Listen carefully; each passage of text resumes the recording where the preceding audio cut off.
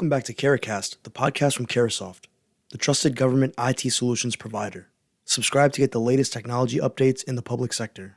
I'm Anthony Jimenez, your host from the Carasoft production team. On behalf of Verge Technologies, we would like to welcome you to today's podcast, focused around automating database asset management in cloud environments. Jimmy Job, CEO of Verge Technologies, Dan Gallagher, CEO of Next Gen Technology Solutions Group, and Trissa Stogler, VP of Operations of Next Gen Technology Solutions Group, will discuss how SentientDB, Verge Technologies' AI-powered database management solution, ensures performance, reliability, and mobility in multi-cloud and hybrid environments. Good morning, everyone. I'm Trissa Stogler, and in today's session, we're going to cover automating the management of databases and database assets across the enterprise, with a special focus on hybrid and multi-cloud environments. I'll lead our discussion today along with Jimmy Job, who will discuss the Verge SentientDB product, its features, and its benefits. Also joining Dan Gallagher, who will share his insight regarding innovation and industry-specific federal market needs. We're going to cover today management and the complexity of managing hybrid and multi-cloud data environments, automating the management of database environments in these environments, establishing resilient, fault-tolerant database management within and across all compute and cloud environments, and assuring SLAs on a regional and global basis. To go along with that, we'll talk about OpEx and CapEx savings through better automation and operation of all database assets. In today's IT landscape, we find hybrid and multi-cloud environments, which has resulted in a need for management tools to manage database assets within and across different cloud and compute environments. As Gartner and others have confirmed, most enterprises are using as many as 7 different service providers to cover their distributed operational footprint. Today's new normal for enterprise is that they have some of their database assets in an on-prem data center and some in cloud service providers such as AWS, Azure, IBM, and Google, just to name a few. Enterprise architecture has obviously become more complex, so it follows that processes for managing, migrating, and assuring these SLAs as data and databases are moved and synchronized has also become more complex. More than ever, there's a need for true cloud convergence management. That is, managing many clouds as one.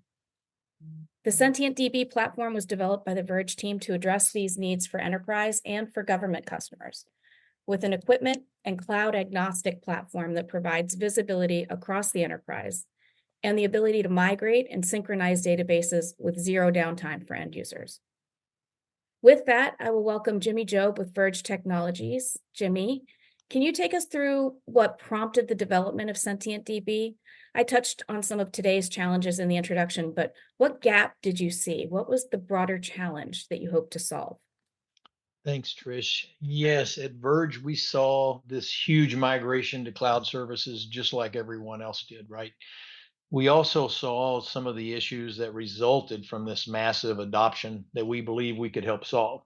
And those issues included the fact that most enterprises who were trying to get to cloud services, few could ever achieve what I'm going to call an all-in cloud, right? For a lot of different factors.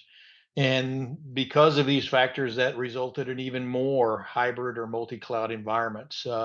Some of these factors included the fact that there's not a single cloud service vendor anywhere that the enterprise footprint might land, right? Enterprises were having to spin up local and regional service providers and then try to figure out how to get their data from the points of collection to fewer points of processing distributed to the teams on a regional or global basis, so they would have the information they needed at the right time. Second factor in that was that some of their legacy apps that were running in their on-prem data centers would not run in the cloud.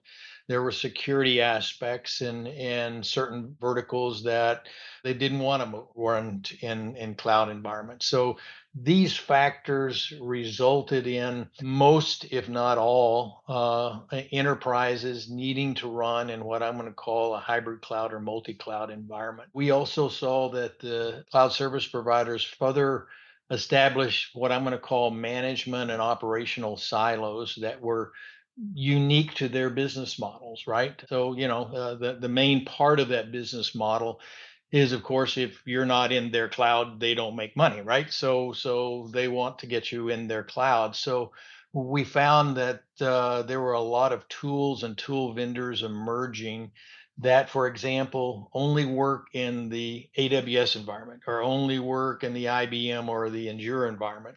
And they definitely didn't work cross environments, right?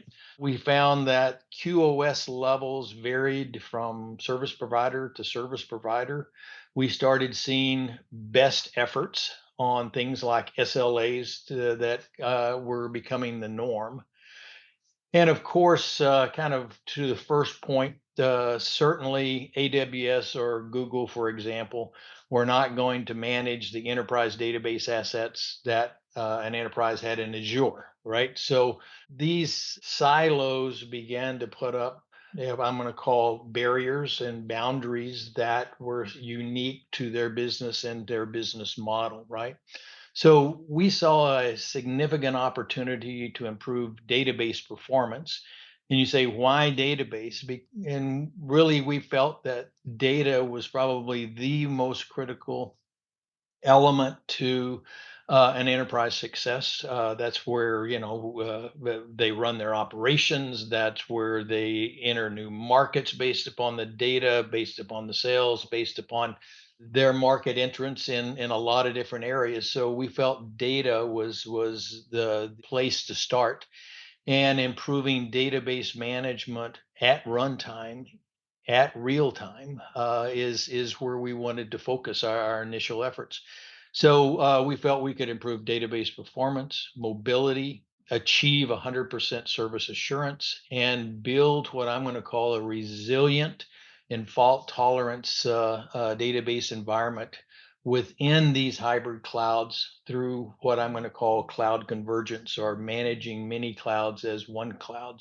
And we felt that we could do this using artificial intelligence and machine learning automation, and based on what I'm going to call a federated management platform.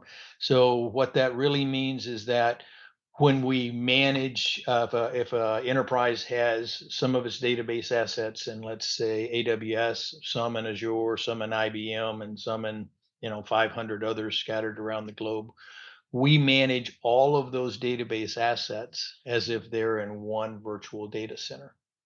So we built and launched SentientDB as an out of the box product platform that could essentially remove those silos and barriers and allow you to achieve what I'm going to call a true cloud convergence for managing your database assets across your enterprise on a local and global basis. And to do this in real time, at runtime, with the possibility of zero downtime and zero outages. We felt that was our mission. And, until this time, you couldn't really control your whole enterprise, right? You could control the silos within your enterprise to a certain degree. And so we wanted to enable the enterprise use of AI and ML to automate database performance optimization, enable mobility globally, regardless of the database's cloud or physical location or where it was hosted. And we wanted to do this with a single pane of glass to control and manage your assets within and across all of those environments. So some of what you described, we've certainly seen with our customers at NextGen as the migration to cloud has sort of evolved over time, and I'm sure it resonates with our attendees here. As we look at multiple use cases across the federal landscape, we're seeing so many requirements that are focused on modernization and dealing with legacy compute environments while trying to move parts of their infrastructure to cloud services. With his insight into many of these projects and federal agencies, we welcome Dan Gallagher of NextGen Technology Solutions. Dan, through your business, you have visibility to Department of Defense and public sector challenges and requirements. Can you describe what you're seeing in terms of modernization efforts, cloud migration, and how these agencies might benefit from using SentientDB to manage across multiple environments? Thank you, Trish, and good morning, everybody. Yes, we are seeing a lot of modernization issues. Many are focused on moving out of the legacy on-premise data centers into cloud services for at least part of the office agency infrastructure.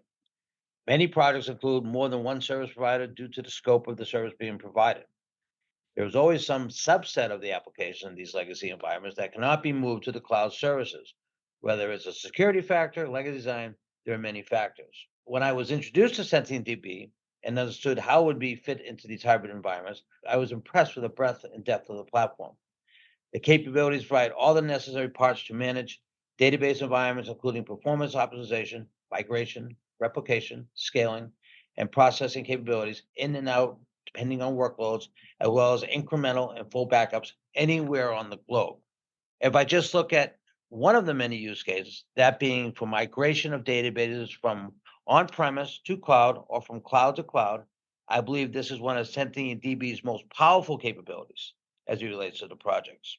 For example, SentientDB can be installed and manage databases in your on-premise environment quickly. In about 5 or 6 clicks of a mouse, you can start the migration of your database to a new cloud environment. During the migration, your database is never down, and your users have complete access to it and will be completely unaware that the database they are using moved from DC to Seattle, for example. SentientDB does this with zero downtime. Performing this migration using their AI-based automation is even more powerful. You can schedule when you want it to happen. The platform can provision a new server at the new location, install the correct database on that server, then automatically perform a backup, migrate the database, and then decommission the old database if that is what you wanted to do. What's even more powerful is that once the migration is complete, SentientDB continues to manage that database and optimizes for performance at the new location, as well as providing the same management for those databases at the old location. So my view, looking across all kinds of new projects, and the SentientDB can provide immediate and significant value to many of these projects. Thank you for your insight, Dan. Could you speak, Jimmy, to the effort required to actually deploy SentientDB in a customer environment?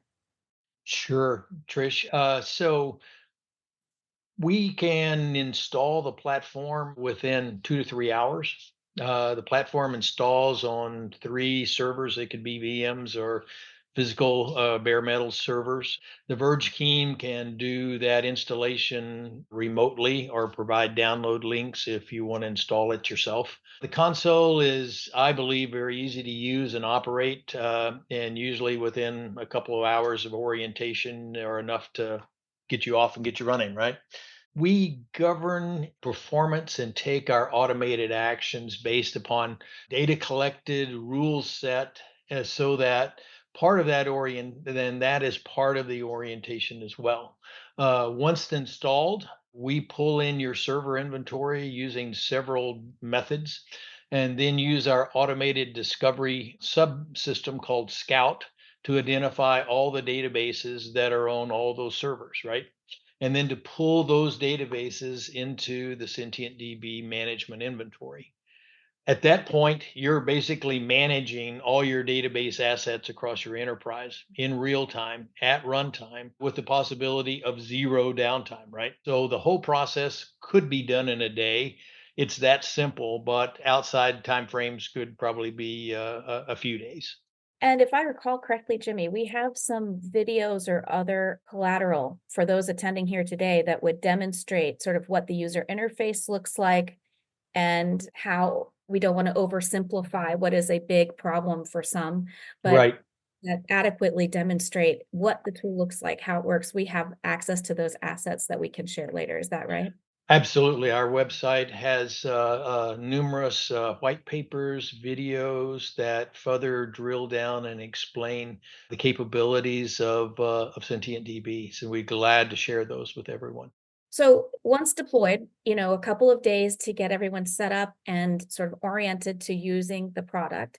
What are the operational benefits of having SentientDB managing our enterprise database assets? I think there's a number of those, and let me go through some of what I'm think are the more important ones. And one of those is single pane of glass management of all the enterprise database assets within and across all cloud and compute environments within their footprint. Right, That federated model of management allows you to manage them all as if they were in one virtual data center, right? In addition to that, we have automated workload management within and across compute environments. We can scale processing capacity of that database in and out based upon demand and workload variability. So if you need more database compute capacity because it's a busy time or unexpected surge in workload, we will automatically scale out as many times as we need to, and to ensure that the database is operating optimally. And then once that variability passes, then we'll release those on-demand resources to get back to the single instance, right? Performance optimization and service assurance is another one across the enterprise, which means you meet your SLAs. And let me kind of drill down just a little bit in that, in the fact that one of the first things that we'll ask as we deploy within your enterprise is, what are your SLAs, right? Because SLAs are, differ between different classes of databases. So for example, if you had a certain class of database that was absolutely critical to your operations on a daily basis, and your SLA was, I don't know, 5 seconds a year or whatever, then when we pull that database into our inventory, then we would immediately start replicating and mirroring that in several different locations. So we spin up an active scenario. So if your primary went down, the second, then the next transaction goes to your secondary or tertiary, or fourth or fifth instance of that, which ensures that that database is not going to go down in your environment, right? And that you can meet your SLAs. Conversely, if you had a database, for example, that you used, I don't know, once a quarter to run your quarterly reports, right? Then, of course, in that particular instance, you wouldn't want an active scenario. And we pull that database in, we would just replicate that off site. And if that database ever went down, we could just restore it. And again, your SLAs would be met, but those SLAs and how you meet them would be very, very different, right? I think the other thing that can't be undersaid, right, is common user interface. And that's across all of your database assets. So you don't have to learn different tools and tool sets and pay for different types of database tools in AWS versus Google versus Azure, and learn or try to do 5 or 6 different interfaces and different QoSs. We pull all that together so that you can manage all of your database assets from a common platform and a common user interface. I think also zero downtime maintenance is one of our capabilities. I mean, that's achieved by basically either migrating or scaling out your database instance to a swing server or a spare server, doing your maintenance on that database or that server, then migrating it right back. And all the time that that's going on, your users have access, they're never down, and 100% transaction consistency all the way through that maintenance cycle. And so all of those factors really start to provide a very resilient and fault tolerance database environment where that zero downtime is possible. The automation that occurs around that database to optimize performance, to ensure that it doesn't go down, all those factors, we believe from an OpEx or operational standpoint, our OpEx savings targets are in the 25 to 30% range, because you've got a lot less touch, and the touch you have on that database, it doesn't cause it to go down. So all the factors and risk factors about bringing it down and bringing it back up and resyncing it, and all those start to minimize a whole lot of other risk and a lot of time that your DBAs and your operational team are spending managing database assets. A lot of factors that can be addressed with Right. one tool. I think that covers everything that Verge and SentientDB hope to cover today. Thanks for listening, and thank you to our guests, Jimmy, Dan, and Trish. Don't forget to like, comment, and subscribe to Caracast, and be sure to listen to our other discussions. If you'd like more information on how Verge Technologies can assist your organization, please visit www.carasoft.com or email us at verge@carasoft.com. Thanks again for listening, and have a great day.